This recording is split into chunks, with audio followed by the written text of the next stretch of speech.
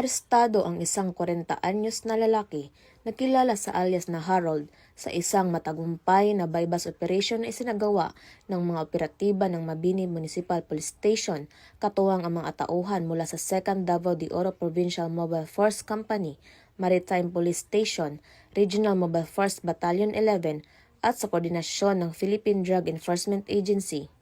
Naganap ang operasyon sa Purok Makugihon, Barangay Kuambong, Mabini, Davao de Oro, dakong alas 12:37 ng madaling araw noong Setyembre 7 taong kasalukuyan. Nasamsam mula sa sospek ang 3 sachet ng hininalang shabu, isang 1,000 pesos marked money, isang lighter, isang piraso ng cut paper at isang cellphone. Ang sospek ay nahaharap ngayon sa kasong paglabag sa Section 5 at 11 ng Republic Act No. 9165 o ang Comprehensive Dangerous Drugs Act of 2002. Patuloy ang panawagan ng kapulisan sa publiko na makipagtulungan sa kampanya kontra ilegal na droga upang mapanatili ang kaayusan at kapayapaan sa mga komunidad.